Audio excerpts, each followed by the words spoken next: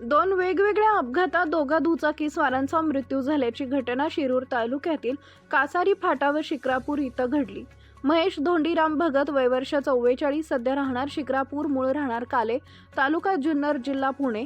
सचिन वसंत आडे वय वर्ष 30 राहणार रांजणगाव गणपती, तालुका शिरूर, मूळ राहणार ईश्वरनगर तांडा, तालुका उमरी, जिल्हा नांदेड अशी अपघातातील मृतांची नावे असून पवन रामचंद्र चव्हाण वय वर्ष 30 राहणार रांजणगाव गणपती, मूळ राहणार पळसगाव तांडा, तालुका उमरी, जिल्हा नांदेड, प्रवीण शंकर धुमाळ वय वर्ष 39 राहणार पिंपळे धुमाळ यांनी शिक्रापूर पोलीस स्टेशनमध्ये फिर्याद दिली। पोलिसांनी अज्ञात वाहन चालकांवर गुन्हा दाखल केलाय।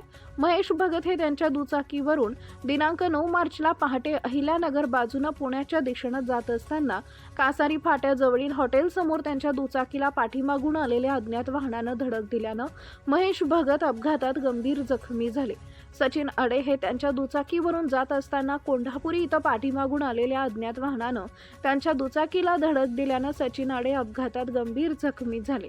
स्थानिक नागरिकांनी दोघांनाही उपचारासाठी रुग्णालयात दाखल केले असता डॉक्टरांनी दोघांचाही मृत्यू झाल्याचे घोषित केले। पोलीस हवालदार किशोर तेलंग, अतुल पठारे या अपघाताचा पुढील तपास करत आहेत। Subscribe now and press the bell icon. Never miss an update.